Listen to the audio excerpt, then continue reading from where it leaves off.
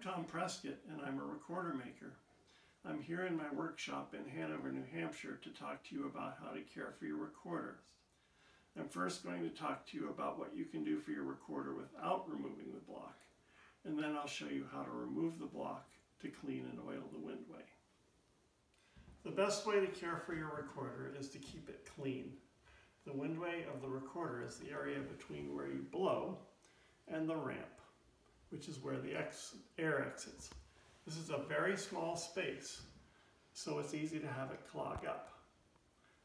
There are 5 things you can do to make your windway happy. Please always brush your teeth. Wash your hands before handling the recorder. When you finish playing, wipe off the beak with a damp cloth to keep calcium from forming on the blowing end. I would love to have some of this blue cheese on a cracker right now, but it's going to grow mildew in my windway. This mold is going to propagate. So instead, I always make sure that I don't eat blue cheese the day that I'm playing, or that I've brushed my teeth and waited a couple of hours. After you've played your recorder, don't seal it into something that can't breathe. A hot, warm windway is a great place for mildew to form. If you can, leave your recorder on a stand so that the windway can air dry. Use a slotted stick with a cotton handkerchief, such as this one, to wipe out the bore. Don't use a fuzzy swab, such as what they give you often with recorders, as it will leave fuzz in the bore. Despite taking great care, some people are mildew growers. If you're one of them, treat your windway with vinegar to kill the mildew and change the pH so it's less likely to grow in the future. I'll show you how to do that later in the video.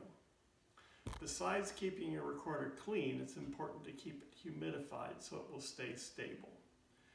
You should store your instrument in an area where the humidity is at least 30% and no more than about 50%. Your instrument may need to live in a room that has a humidifier. You can do 3 things to help prevent the recorder from clogging. When your recorder is new, break it in for short periods during the first 8 weeks. Start playing about half an hour a day for the first 2 weeks. Then add 15 minutes a day for each week after that until you've hit 2 hours total. This break-in period allows the block to expand and contract with each session. Your instrument becomes more stable than if you play it for a long period and let it sit, and then play it for a long period again. This also gets the wood used to being moist. Second, warm up your instrument before playing it, particularly if it's made of grenadilla or ebony, 2 of the harder woods. Hot air from your lungs hitting a cooler surface forms water droplets. These droplets can keep the air from freely flowing through the windway. Warming up your recorder will help prevent this. Finally, break up these droplets by treating the windway with a surfactant. A surfactant lowers the surface tension of a liquid, causing it to flatten rather than bead up. You can make a solution using dishwashing liquid. I prefer a clear product such as Joy or 7th Generation because they don't include softeners that might reduce their effectiveness. I use a ratio of 1 part dishwashing liquid to 6 part water. Then you invert the head, close the blowing end with your finger, and pour some of this into the windway. It doesn't matter how much you use. You can slosh it around a little bit and then let it run out. You can rinse the exterior of the beak without worrying about disrupting this film that you just put in. That way you won't be tasting any dishwashing liquid. Give it a good dry, let it sit aside for an hour or so, and then you're ready to play. If you're having problems with clogging, you may have mold or mildew growing in the windway. You can attempt to kill off and flush out the mildew using vinegar without removing the block. I prefer white vinegar because it doesn't have a lingering taste or smell. Pour the vinegar into the windway the same way you did the detergent, with the blowing end stopped and going in through the ramp area. Let it sit for about a minute and then let it run out. Wait 5 minutes and then go ahead and flush it. A little pressure is perfectly fine. You probably want a little pressure. The water can be lukewarm to moderately warm. I mean, if you can get your hand under it, then you're okay. Give it a nice good rinse. Recorders love water on the inside and out, especially if it's balanced like that. Then you can dry it, blow out the excess. So you can, once you've done that, it doesn't have to dry. I would go ahead and swab the bore, and then do your detergent solution infusion. Let it run out as you've had before and let it dry, and then see if it plays better. If you still think there is mildew growing inside there, repeat this process. You can do it immediately or wait a day, but that will at least keep it from propagating. The only effective way to oil a recorder is to remove the block so that you can oil the windway. The windway is the wettest part of the instrument and needs the most protection. If you can't remove your block, oiling the exterior and the bore is still useful. The oil is good for the wood and helps to seal the bore, making it more resonant. I recommend using almond oil. I add a little bit of vitamin E oil to it to keep it from getting rancid. Allow the oil enough time to soak in for at least an hour. Wipe it completely so that your recorder doesn't get sticky. Very often a recorder will have a buildup on the end of the beak. You want to treat it with vinegar to dissolve the calcium. I take a part of a tissue about this size, fold it over into quarters like this. Get it nice and wet with vinegar, and then lay it across the end of the recorder. You can even wrap it around to the other side if you want to. You can let that sit for 15 or 20 minutes if you want to. After you've done that, pull it off, give it a little bit of a rinse, and wipe it and see if that has gotten most of it off. At this point, you have done all that you can for your recorder with the block in place. However, the majority of problems with recorders occur when there are problems within the windway. These can't be fixed without removing the block. Never drag something through the windway to clean it. Your recorder is made with precise windway dimensions. Even small changes can affect how your recorder plays. If you are able to remove your recorder's block, you can completely clean the windway. I'll show you how you can do that. I use these easy to obtain tools to remove blocks and to clean recorders. This is a 5/8 inch dowel, and I've put a 1 inch dowel on the end to make it into a hammer. This is the same thing without the head put onto it. That will do altos and tenors. Then I have this for sopranos. It's a 1/2 inch dowel. If you're going to do sopraninos, then you need a 3/8 inch dowel, and I don't have one of those here. These two dowels are pushers. They're used to replace the block and take it home, push it home, when you're done putting the block, taking the block out and removing it and reinstalling it. The blue line is so that I always hit the same place if I need to urge the block back in, because I don't want that rough struck area to rest against the soft block and leave an impression. For cleaning, I use these twisted wire test tube brushes. I like the tapered kind. They can do a graduated number of sizes. and I use this for sopranos. I haven't been able to find a good tapered small brush. These have horsehair as the filaments. They're pretty soft, especially this one. You can get nylon brushes, but often they're stiff. This one really has a lot of resistance to it. And while it's unlikely to damage an instrument during the cleaning process, I would still like a nylon brush to be softer than this.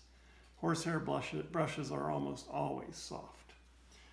Then it's good to have a sock around, and you'll see soon why I like to have that. To remove the block, you want to put a sock over the end of the beak so that the block won't go flying across the room. And then if you've got a heavy enough dowel, you can just tap it out like that and remove it from the sock, and there you are. Be careful because these edges are really delicate and they have a lot to do with the voicing, so you don't want to damage them. That was a tapered block, which is relatively easy to remove because it only gets traction at the last little bit of its motion. This recorder has a cylindrical block, and for it you have to do repeated striking because it drags the whole way out. I'm also showing you this on my couch so that you can see that a couch is another way to catch the end. If you want a little more force, you can put your hand over the end, which is designed to keep you from hitting the end of the recorder, and then use a hammer. And the couch just saved the block from flying across the room. As you can see, the interior surfaces of this recorder are actually quite good. You can see that at some point there was mildew on this recorder, but it must have been effectively controlled. That black is what's left over from the mildew. When you remove mildew, the color usually doesn't go away, but the mildew will be killed and will be gone. So the first thing I do is see what I'm dealing with.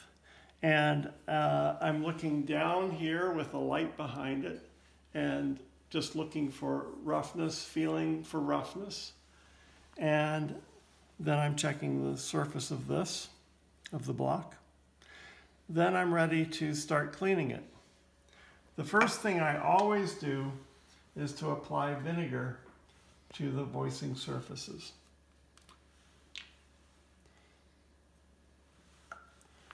I do it to the top surface here, and you can't use too much vinegar, so don't worry about that. And to the face of the block, because while I've never seen mildew on it, you may as well keep it from starting. Then for the windway, you're going to paint in like that. Again, all you want. And then looking down the recorder, I like to at least coat the first inch. Just look for dry spots. If you see dry spots, that means you haven't finished coating. Get up in there. You can go all the way down if you want to. It's not a bad idea to do the socket end, because that can get kind of cruddy too. You also, very importantly, want to do the ramp because it can get mildew growing on it. Let that sit for 5-10 minutes, and then you can do the washing.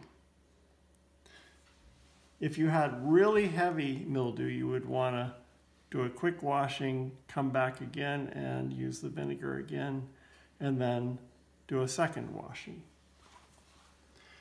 So I'm going to use this twisted wire test tube brush that I was talking about before. I get it wet. I get the bore wet. And then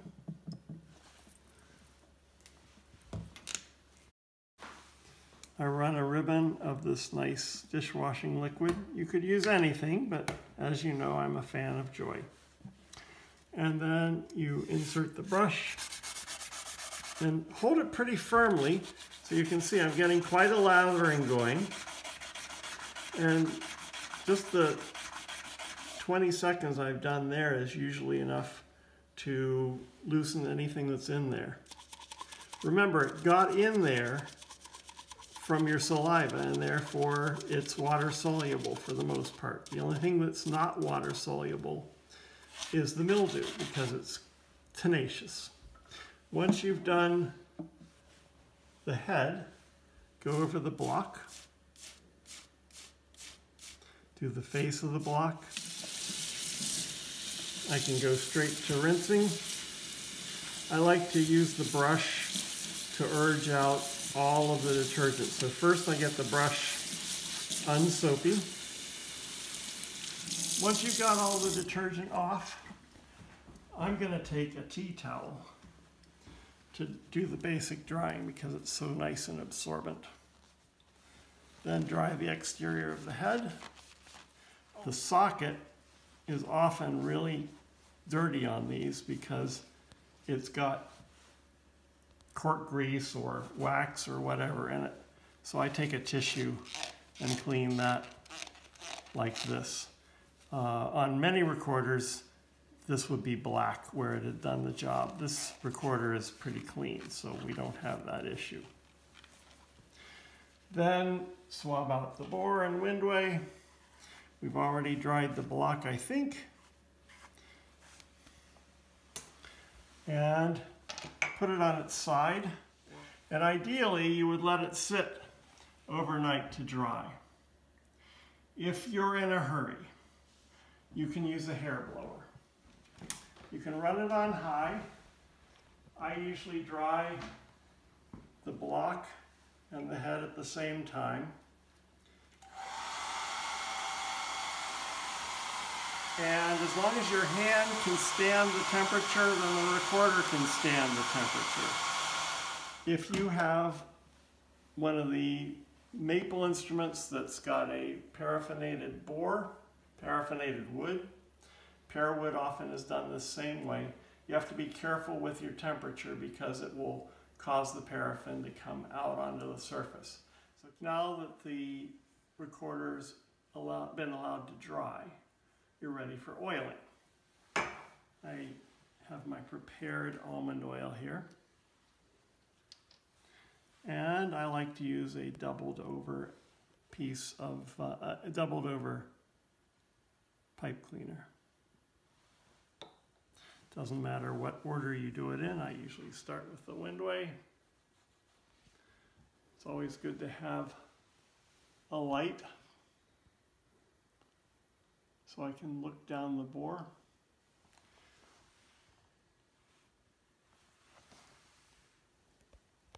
Can you see that?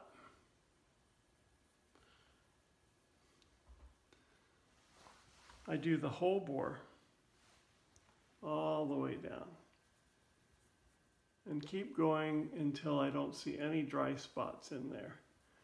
Then I go from the other end. You can see there's a dry spot in there. That's telling me I still need to do a little bit of work.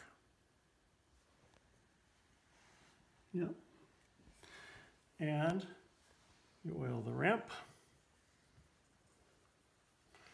And then on the block, you're just doing this front surface, which is all end grain. And you want to stop about 1/16 of an inch below the top so that you don't get any onto the windway itself. And then I add a little bit of oil here to a tissue. So you're going until you have a nice coating on the outside. And set it aside, and I'll show you how to remove the oil. So you take the block, wipe in this direction.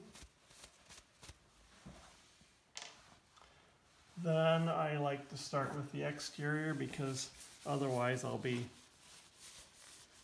spreading oil all over the room, go ahead and wipe in the ramp area. As long as you're touching the ramp with a piece of tissue, you're not going to damage it.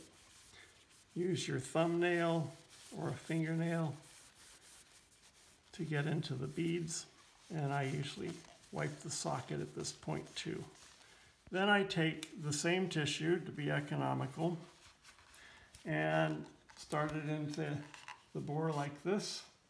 You might want a slightly smaller dowel for this purpose, but you're just pushing it through like that to get the first layer of oil off of there. And look for shine. If it's shiny, then there's still oil there and you want to keep wiping.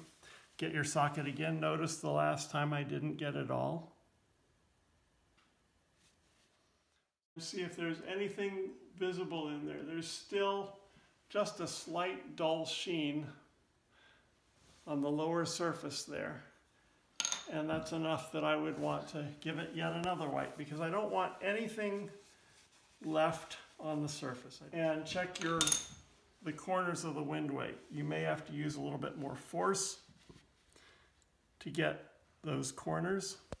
Then I take a dry brush. You can take your earlier brush, and if it's dried overnight, it'll be dry, or another brush. And I do this to the windway to make sure that the corners are clean of oil. And I do this on the ramp. And then do one final inspection to make sure that there's nothing shining back at me.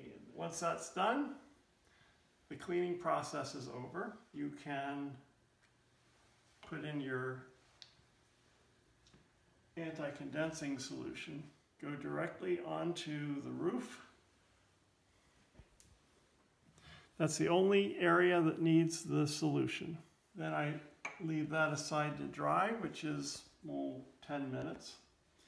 And then you can reassemble the recorder. Now we're ready to reinstall the block. On this recorder, it's a fairly easy process because it has a tapered block. And as I said before, it goes in pretty far without any effort at all. Make sure that the windway lines up properly with the recorder before you get ready to push it home. This is what the large dowel is useful for. I place it on the end and with even pressure, push it home. There, I actually got it that time. You want to feel here at the base of the curve and see if it feels even. If it's not, then if it's too far in, you give it a little tap and start over. If it's too far out, then you tap it in. If you can't do it just with hand pressure, you can do it with the hammer. You have to hold it again so that it's evenly sitting on the block so it won't rock and damage things. Then you just give it a tap. That time it went in too far, so then you gently tap it the other way, and if you're lucky, it'll come even without a whole lot of effort. This is a cylindrical block, and it's a little harder to work with.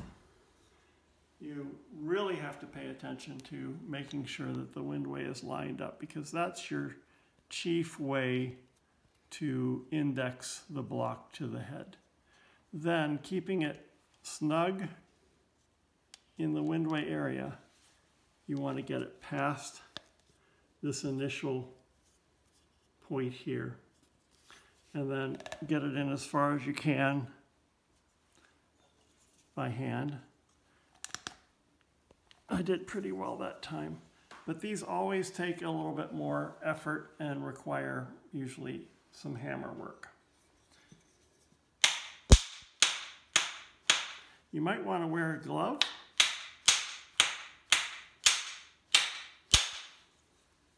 The 1-inch dowel is helpful because if you slip, you're less likely, in this case it's not quite exactly big enough, but you're less likely to hit the recorder and damage it. But when you're reinstalling the block, if it's really difficult, or when you're removing the block if it's difficult.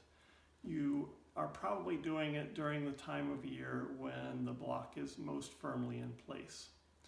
The ideal time to remove and reinstall a block is in the late spring or early summer when the humidity is going up in most areas. The larger diameter exterior expands at a greater rate than the small diameter of the block. That gives you a differential in size that makes it easy to get the block in and out.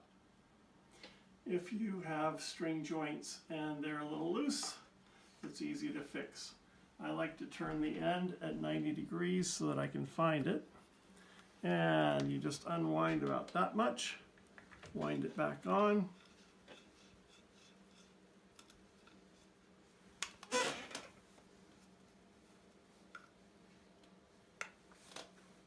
And then it's nice and snug, back to where it should be. If it's too tight, you can just unwind as I did and snip a little bit off. If the end doesn't stick down well, you can drag it through some beeswax. Don't use cork grease on string joints. If you've got cork joints and they're a little bit loose, the simplest solution is to take Teflon plumber's tape, wrap it around, do a neater job than I'm showing here, give it a good pull and snap it off, and then when you reassemble it, you'll be nice and snug again. If the joint is really in bad shape, you can remove the cork and wind string around it. Make sure you glue down the first layer with Elmer's glue or something like that. Wind it back on until it fits right, and you'll be all set. If you want a more permanent repair, take the instrument to a band instrument repair shop and they will put new cork on it. Don't ever wind dental floss over the tenon. It's not very flexible and it can cause the tenon to shrink. If your joints are stuck together, the easiest way to handle it is to put it on your knee, give it a little downward pressure, turn it 180 degrees, do it again, and usually that's enough to break the seal. If that doesn't work, wear rubber gloves and have a friend help you twist it apart, or put it in a damp space or inside a plastic bag with a damp rag. Go. I'm often asked when a recorder should be sent to a professional for service. If you have cleaned and treated the windway, then does it still have problems with the high and low nuts? Does it clog? Those are good reasons to send it to a professional. It's normal to expect a recorder will need to be revoiced during its first year. The dimensions change over this time. I hope these suggestions have been helpful. Happy recorder playing on your well-made